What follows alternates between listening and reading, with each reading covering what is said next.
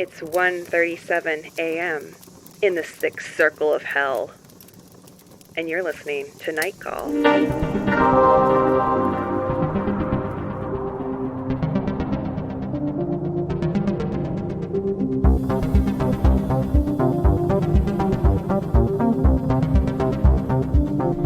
Welcome to Night Call, a podcast to keep you company during those strange days and lonely nights. I'm Emily Yoshida. I am here in New York City. With me on the other line in Los Angeles is Molly Lambert. And also with Emily in New York this week is Darcie Wilder. special guest Darcie Wilder. special guest Darcie Wilder. We've been trying to book her for a long time, guys. It's true. My schedule's airtight. We had to go through a lot of people. Yeah, Darcie's playing the role of Tess this week. Yeah. Tess is out with some jury duty. Ugh, Good that luck sounds- to you. We just burned a cool 5 minutes trying to decide what the right What ring of circle hell was of hell? Yeah. for this to be in. We were like, Emily was like, we have to get the one that we would want to be associated with. Yeah. So we went with hearsay, I believe. Yeah, because Yeah. we were just being very shady off We were mic. being shady So before the show started. And you don't want to be like violent where it's murder. No, I don't want to own that. I feel like Emily's been talking about medieval torture and death a lot on Twitter. Wait, Yeah, but not Okay. not from a pro perspective, just in a like the Not from a pro phenomenon of when we stopped doing that. I've When- been so into the medieval, The- and never before. Yeah. Maybe it's having a moment. Well, it is having a moment because it's another thing the alt-right is trying to steal. what medieval all medieval Renaissance things? fairs. Oh, which- yeah, that's Oh my right. I gosh. saw that. I thought of you. Yeah, because that was when we went to the Renaissance fair. Andrew T was like, "Yeah, how is this not like super racist?" And I was like, "Because it's LA, so it's like better than you would expect." Give But- it another year. It's a little, I mean, I was never into the medieval, and then I've gone to the Renaissance fair a couple times now with our friend Jane Marie, and I liked the Renaissance fair, and I get into it from a medieval torture perspective. Emily, what made you start thinking about the Wheel of Death all the time? Well, okay, so I think I started talking about it because I was watching. Because I had seen Unfriended Dark Web, which is a lot of that movie is about snuff films. And it kind of sent me down a very kind of like Because that's what the dark web is. What is the arc of human experience and like this watching this movie, this like kind of stupid horror movie that has some sort of like just because of the way it's made makes you really kind of believe that you could be watching a real snuff film, and like my mind just recoils. But then I just started thinking about how like would a medieval person recoil at that like if you're seeing people being dragged down the street every day and torn limb from limb and like broken on the wheel and everything. I'm going to throw in a fun fact I learned for another podcast but didn't get to say, so I'm going to say it here, which is that when Wes Craven was making The Last House on the Left, apparently the actress who starred in it wasn't sure the whole time if it might just be a snuff film because it was so low budget. Yeah. And they were like, it's also really dark and rapey. Yeah, and they probably weren't, up to code as far as taking care of talent and all of that. That was the thing. They were like, well, it was so low budget that like she wasn't sure, and she'd been in some like exploitation films before, but she was genuinely a little bit worried that like the big finale was going to be that they killed her, but they didn't. Yeah, Good. that kind of. I But don't you know what? I've I never feel seen like- that movie, and I don't really plan on it. Oh, it's really good. It's a great movie. It makes you feel real like scuzzy inside, like some of those 70s exploitation movies do. Sure. But that's the thing is like I feel like everybody goes through a period, some of them lifetime, that you seek out that kind of stuff because you're like, oh, what if somebody, faces of death, stuff like that. Yeah. And I feel like the first stuff that came on the internet was all that stuff. Yeah. Like rotten.com. Yeah. Like, hey, here's the internet. You can use it to see somebody dying in a video. Yeah. Which is what we were talking about last week with Ben's VR Yes, experience. exactly. Like the first thing you do when you have a new piece of technology, like what's it like Simulate to die? simulate death. this brings us to our topic that we wanted to discuss with Darcie this week. Darcie Fanny is like Packs. Yeah, we have a subtopic before we get start with Fanny Packs. How to die.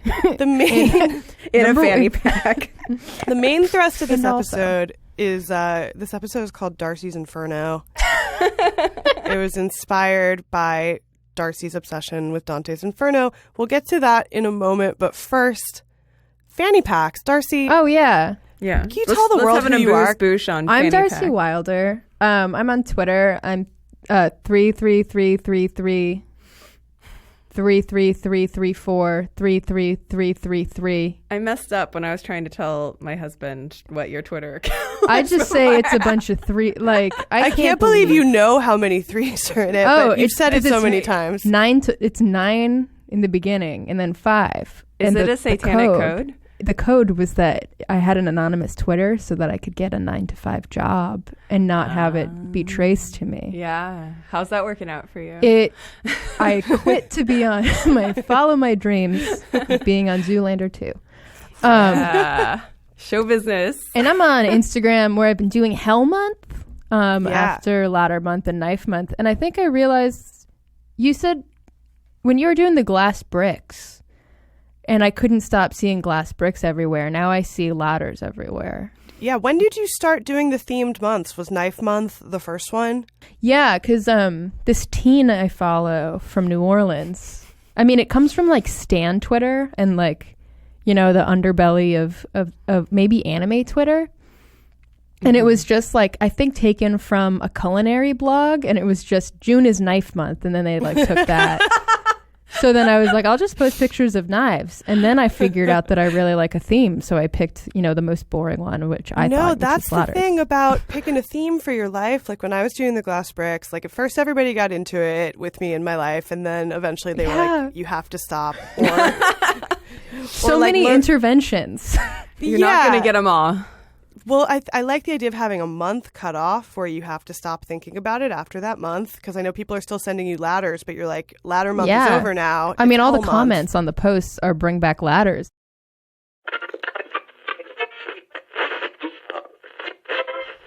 This week's episode of Night Call is brought to you by Songfinch. Songfinch is a personalized gifting company that brings stories, feelings, and memories to life through one-of-a-kind songs. With personalized songs starting at $99 and delivered within 7 days, their community of professional songwriters will handcraft the best gift you can give.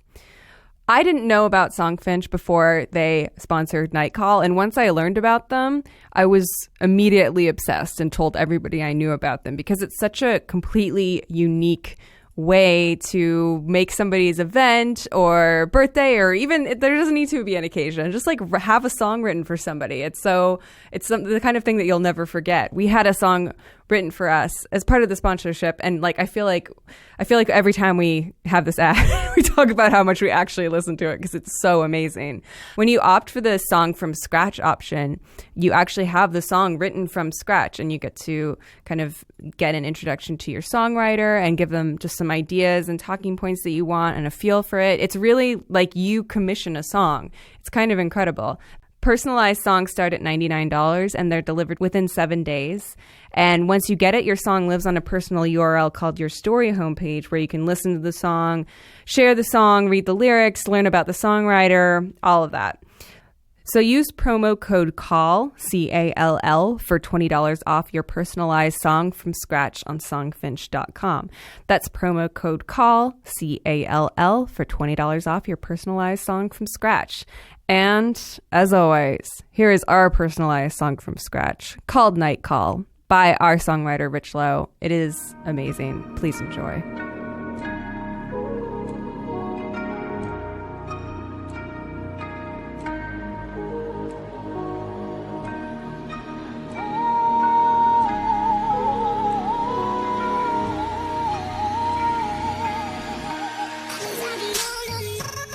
We back like we never left. Like we never left, like we never left, like we never left. Now you're tuned into the best. You know we're tuned into the best. With a night call. Night call. With a night call. Night call. Test doing research. Yeah, and she gon' plan for disasters. Molly love the valley, send you articles to freak you out. Emily got the remedy, film and music critic she could be. Capricorns, Virgo and Libra, yeah. We just tell her like it's gon' be. So yes, once again, if you want to create magic like that for yourself, use promo code CALL, that's CALL, for $20 off your personalized song from scratch.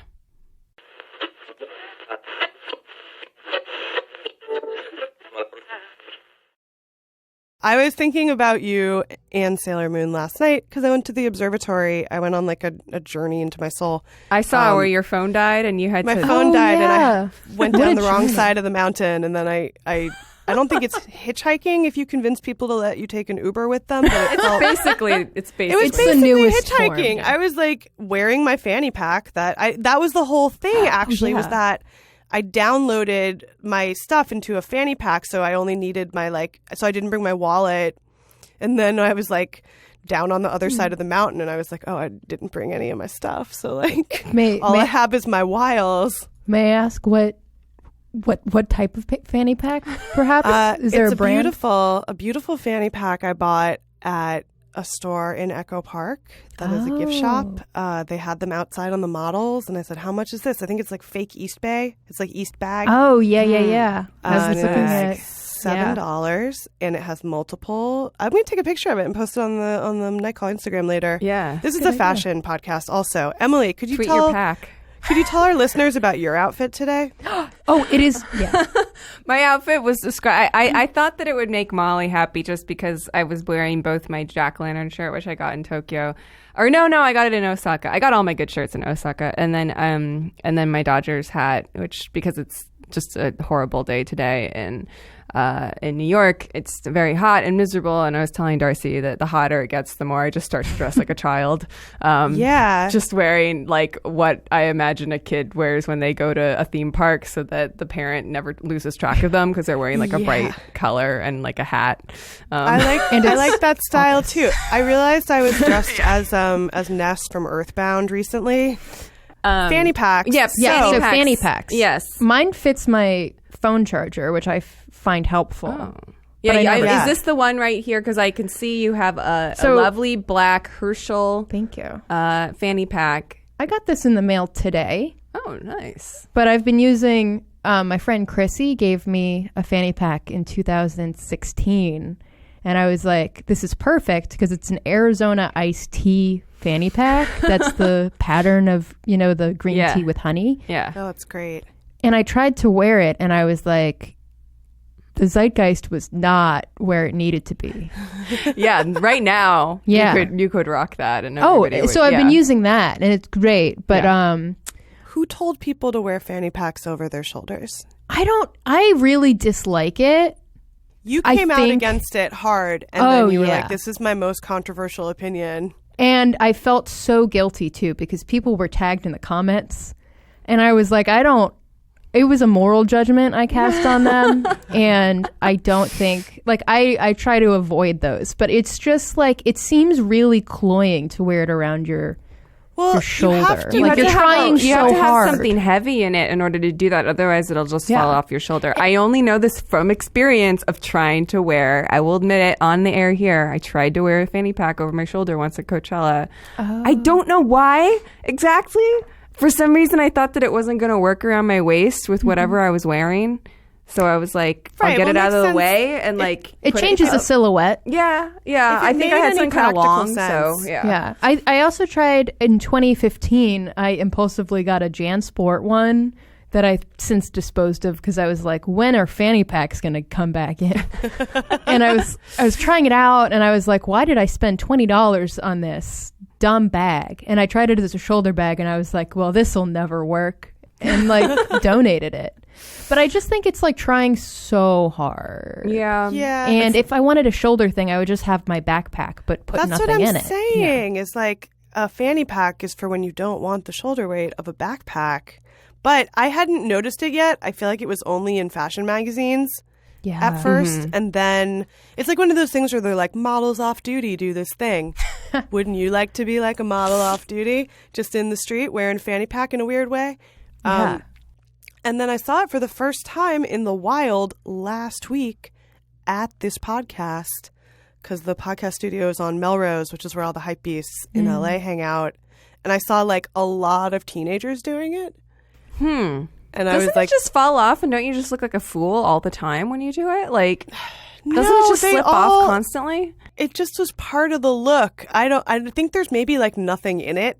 Maybe that's the trick. That's even harder, because if you have a weight in it, then it'll kind of at least dig into your shoulder a little bit and hang there. It's like wearing an empty tote bag; it'll always fall off my shoulder. Yeah. But if you have something in it, it holds it there. I don't know.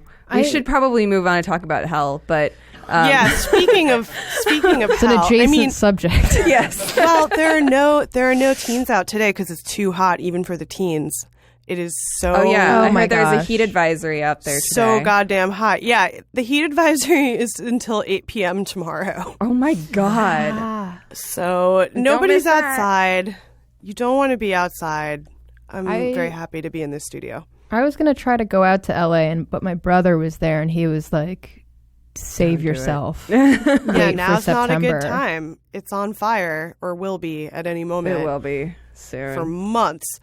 But speaking of that, Hell Month. Hell month. Hell month. Yeah, I was gonna go with Fire Month, but then Jessica Hopper saw the fire post and was like, "Is this Hell Month?" And I was like, "That's so much better." So I did an adjacent pivot. Also, it's because I feel my friend just handed me a copy of Dante's Inferno when we were hanging out. Have you heard the good word? So I feel like I'm like, am I taking his thing? But it's like he did not know it would become an obsession in my life. But now there's a Yale podcast that's just a Ooh. lecture on Dante's Inferno. Ooh. So interesting. Yeah. Didn't you have a tweet recently where you were like, everything I do, I have to do until I'm good at it, and then I have to do it until I die? That sounds like something I have said before. Where I don't know if I ever get good, but I get really obsessed and then I'm Yeah. done with it. I related to that a lot. I can't get into things shallowly. It's either like all the way Yeah. or I mean, or I not at all. lost last month to Vanderpump. Yeah, Which yeah. is you also- didn't lose it. You improved it. You Yeah. enhanced. You enhanced. I did yeah. my study. Seasoned. Would you say you're like a casual Dante scholar right now this month? I'd at least? say I dabble. Yeah, you Yeah, dabble. I'm a beginner dabbler. If it was a yoga class, it would be maybe the community yoga class that's Okay. open. Yeah. But beginner. But you it's give like, a donation at this point because you feel Oh, like yeah. you don't want to just... I mean, it's so cool. I was watching a Dante documentary. I found out all about that in Florence. It was like the Guelphs. Oh my gosh. I have no idea. the what? The Guelphs? Some part of them were like, let's follow the Pope, and the other part were like, let's follow the Emperor. And then Dante was not on the right side.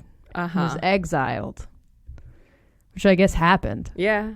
in more often. Exiled, but not... Wait, which side was he on? Was he on the Pope side? He was a white Guelph, and then the Sounds so made the up. black Guelphs one. So he, like the emperors were like more about secular law, and then the Pope people Yeah. who were like super Christian, I think Go figures. Catholic or whatever. Yeah, whatever. You know, Did he go with the Pope or the Emperor? he was on the side of the Pope, but the black and the white were split, where the white was kind of more anti-authoritarian, where I haven't read enough about this, but they didn't like the current Pope.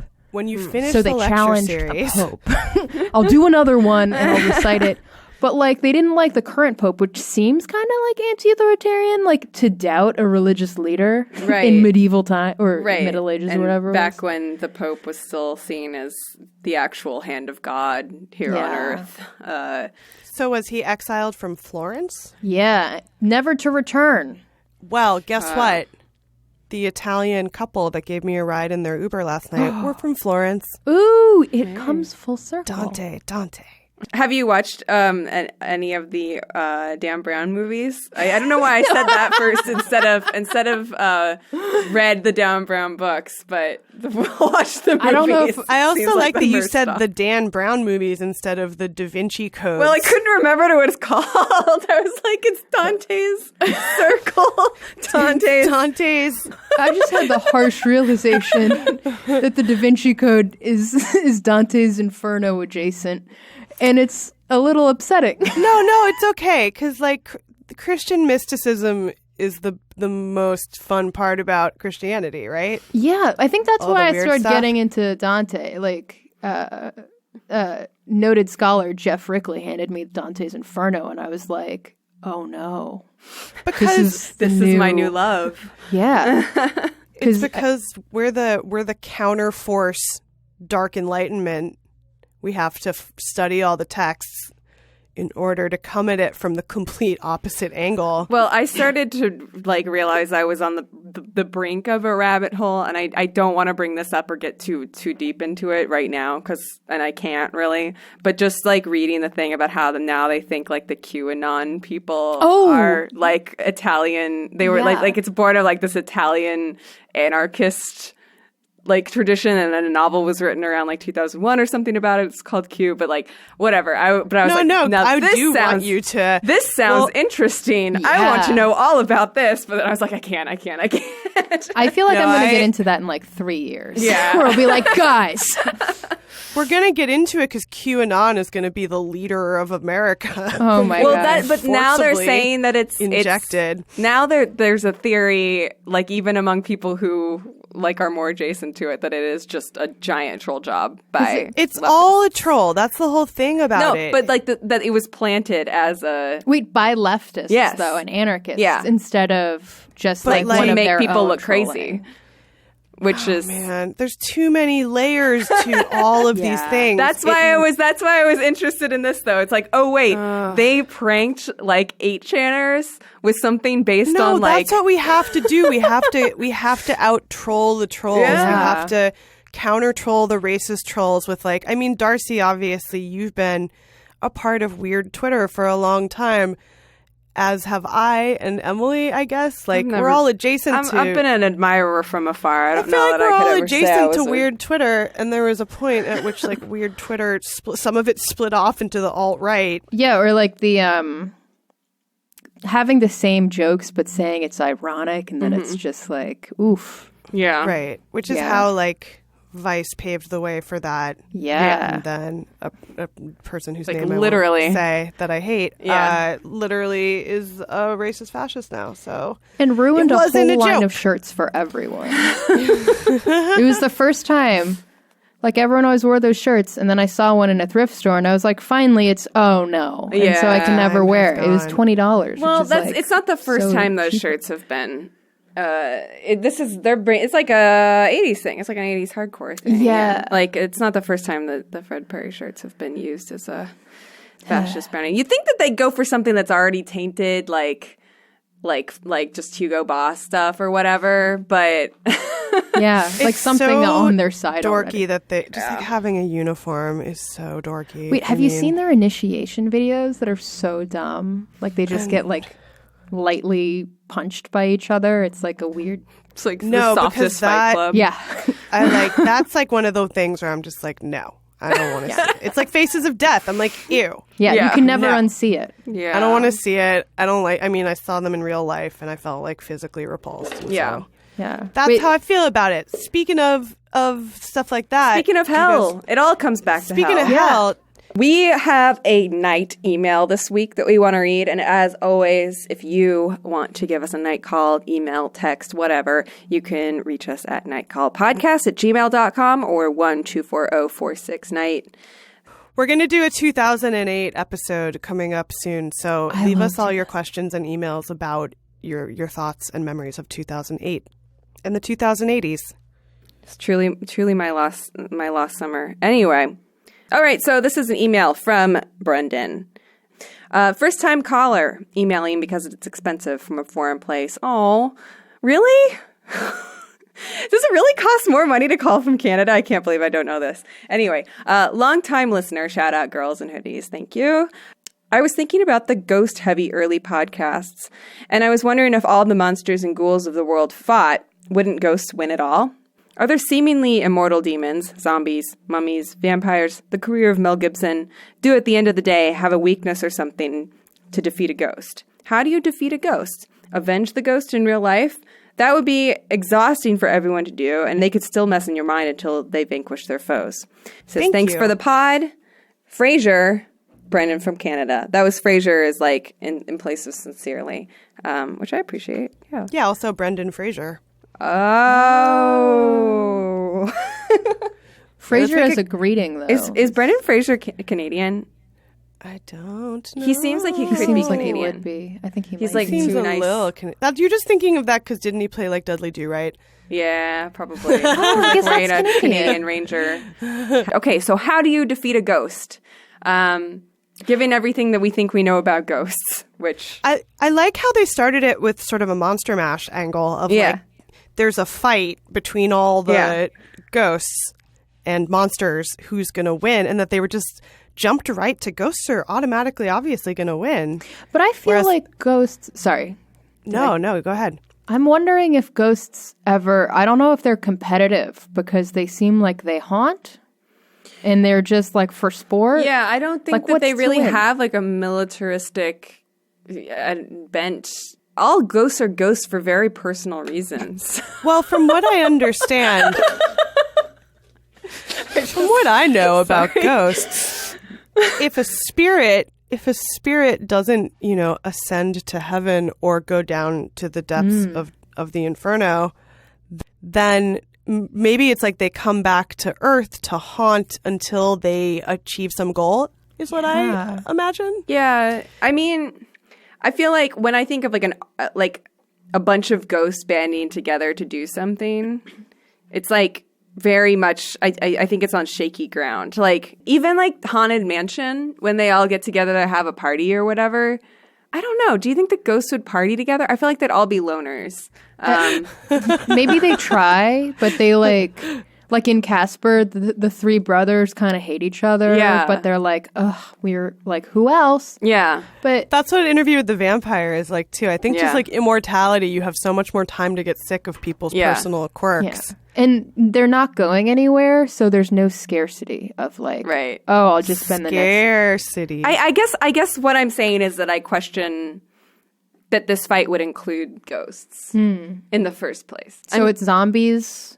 Zombies, Yeah, who's in the fight? Mummies, vampires, and then a joke about Mel Gibson. But I mean, I feel like you could also add werewolves. Frankenstein's monster. What? Werewolves. Yeah, Frankenstein's Oh, yeah. monsters in there. Well, all of the Frankenstein's universal monsters- horror creatures. No. The creature from the Black Lagoon. No, Is this the letters canon, or is it like is the letter canon, or are we doing the expanded universe? It's not specifically about the universal monsters. It's like all the monsters and ghouls of the world. I think of this as being like mythical, like classes of creatures that have existed in different, like within, I guess, mostly Western mythology. You're making a Game of Thrones out of this. I am. I'm thinking of talking them as like about- House Zombie, House Mummy, House Vampire. No. They're not coordinated. You're thinking, that's what I think Darcie's saying. It's like, I don't know if the ghosts are unionized. I think they come independently.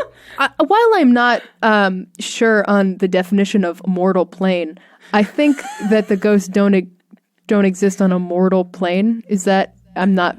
I might not be using this correctly. Yeah. Great. Well, they might. cool. I think they're maybe not they exist physical on beings. different planes. Yeah, They're like They an can't- airy because you can't kill them. You They have can to opt just out of being here, which I feel like is the biggest. I guess that's why Brendan thinks that they would win. Is that like there's nothing that binds a ghost to this plane, except their emotions. right?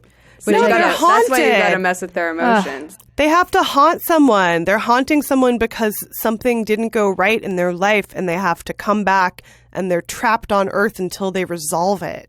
I mean, so they're already fucked. Like that's the idea of ghosts, is that they've already lost in some way. They've been cursed or something. I mean, I guess the same could kind of be said for vampires and zombies, but I don't know. Well, you know who is a great villain are the Mario ghosts. Emily's spirit animal. Yeah. There's also Pac-Man ghosts. Oh, those are terrifying. Yeah. Shifty eyes. Oof. But from personal experience, I know that ghosts can only be asked to leave. You know, you can't destroy Wait, go them. on from personal experience. So It's like I'm diplomatic. terrified of ghosts. When I was staying in a guest room, and my uncle's guest room, and his friend was like, she stayed in it when I was away, and she was like, oh, it's beyond haunted. I think there's a portal to the dark universe. And I was like, cool. I get nightmares every night, you know. And what's reassuring is that a ghost can never take possession of your body unless you give it the okay. Like a spirit will not, like you have dominion over your body and your, you know, so as long as you are firm in that. So I've done a lot of the smudges. You can also have some chants on. I chants on for like on loop for like a while. Like Gregorian chants. I downloaded a Tibetan Buddhist monk album. Whoa, okay. Some throat singing? So I get really into things. Yeah. So I guess the best way to get rid of a ghost is a salt burning, which is like sea salt, and then you put it in a thing, and then you put like rubbing alcohol on it. So I tried it. It did not go great. My fire alarm went off. And then What does that smell like? oh, you put an essential oil in. Okay. So I put like cedar. Okay. So it stunk of cedar in a way that was no longer enjoyable. Like now it's like when you spill perfume and you're like, ugh. yeah. Right, or like too much incense. Yeah. But then a psychic held my hand and was like, you don't have any like ghosts in your apartment. And I was like, because I did that? Or did I just, I don't know. Huh. So now I'm cured, but ghosts But can did you be asked have to an leave. experience with the ghost where you're like, oh, this is a problem and it needs to be taken care of? I've never seen one. Okay. I've had I get spooked. And I Go had, on. you know, you just, you get a shudder. Yeah. When I was in the haunted room, or the room that was a portal to a darker dimension, got like nightmares every night, and I was just like, I couldn't. It was just like not a great summer. I had like kind of an identity crisis where I like dyed my hair blonde, but in a bad way. I couldn't get. I don't know. It was just like something was off. But maybe I was just like 20, and like yeah. Well, Maybe the portal to hell was inside you. yeah, all along. I was going to say, you know who else had a portal to hell in her house, apparently? Who? Marjorie Cameron, our fave. Oh yeah, Marjorie the Cameron, Bay Marjorie Cameron. patron Bay of Night Call. Yeah. She's... But a cool thing about Hell on Earth is like all of the stuff that people thought was like the opening to hell, like any volcano, and then just seeing lava and being like, that is a river of fire. Yeah. Yeah. Yeah, I mean, Like I've never really meditated on openings to hell. sometimes when Los Angeles catches all on fire, like it does, Oh yeah. and It you can becomes just like hell. it looks like hell. It smells like hell. It feels like hell on your skin. There was a fire that I feel like everybody remembers where it was just like the hills. 2009. Yeah, the hills are on fire. I was Yeah. working all day and people were like coming into the grocery store and asking, like telling us about how the hills were on fire. And then when I finally was like driving home, I was like, oh, it looks like that part of Fantasia that Yeah. takes place in hell. It You know, looks crazy. and it just like that, like life is continuing while that's happening is like the craziest Yeah, thing. you You're still had like- to go to work and stuff. I was living downtown, and so I had a really good view of it from the roof of the building I lived in. People would just like go out every night and like have drinks on the roof and watch the city burn. Like it was so insane, and like Some real there was also that purge thing core. where it felt like there was like ash in the air, kind of. There was. My Yeah. parents, like, whenever there's a fire in the valley, like, they, you know, sometimes there will just be, like, ash will, like, snow down. Yeah. And then everything's covered in this, like, little layer of ash. Friend of the podcast, Caleb Horton's family has people in Reading, which is on fire right now, with something called a fire NATO, which is no. what it sounds like. Yeah, it looks like hell. And people are like, okay, gotta go to my job until we get evacuated or whatever. Yeah. Just, you know. Like, wait until somebody says that it's inside. time to actually panic or evacuate. Yeah.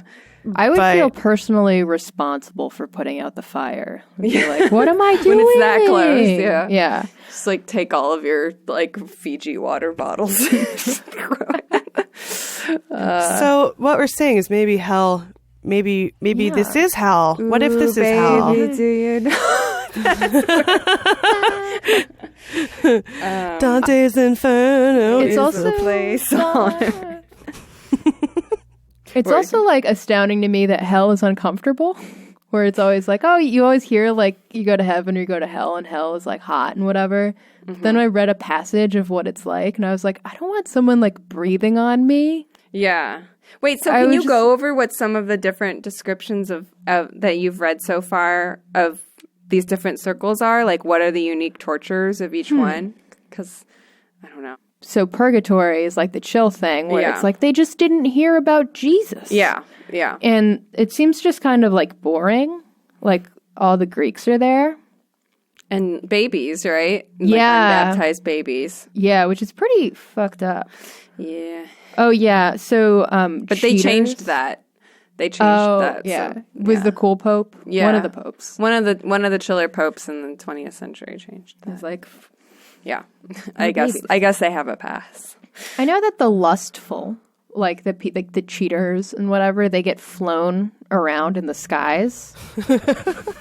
You know, like that would be uncomfortable because they can't stick to one thing. They're just permanently flighty, literally. It's like a pun or something. Yeah, it's all like everything is like ironic, an ironic death. And how so I like Dante just meditated for like a long time on like the fitting punishment for them. Hoarders are forced to push boulders. Yeah. Facing each other and enter into a fierce battle. Oh, because they're not allowed to keep any of the boulders. Oh. Because that would be hoarding. Is the boulder it's supposed to symbolize your worldly possessions? Like the weight of them? Oh, yeah. I don't know. Or like working for something that is nothing. Right. The Sisyphean aspect of it. Yeah. You know what I like is the pre-Christian underworld. Yeah. You like the pagan stuff. I do like. Well, the you like pagan all stuff. the pagans. Well, I mean, it's half of the Christian traditions anyway, or just pagan traditions. Yeah. All It's all the Easter. same stuff, but I always liked the Greek underworld, the Egyptian underworld. Okay, we're going to take another night call. This is a night text. As always, you can text us too at 1240469 if you prefer to talk with your fingers. Why is that sound? Yes, talk with your fingers, a normal thing everyone says. Yes, definitely. We do it every day. So let's just roll with this one. I'm just going to read it all the way through. This is a night call about bugs. A night call back about bugs, I suppose. I almost ate a caterpillar that I steamed with my broccoli last night. It was the very last bite of my meal. I survived. The bug did not. Later, my girlfriend and I got into a fight. It was pretty sad. The fight was not about bugs. I'm reading Rachel Kushner, The Flamethrowers. I'm very into it. What are some of your favorite novels written this? Also, The Flamethrowers is great. It's one of the best. I'm so excited to read it. Yeah, it came out a few years ago. She's got a new book. I can't remember if it's out right now or not, but she does have a follow-up coming out. Yeah, everyone's reading her, and I was like, oh. Yeah. Have you guys ever almost eaten a caterpillar in a salad? I've almost eaten other bugs. Yeah. My dad made me mapo when I was 12, and there was an unfortunate incident with weevils. Wait, what? Weevils are the grain bugs. Oh. Yeah. Yeah. I've never... I had an experience like that once with a granola bar and a moth. Ah.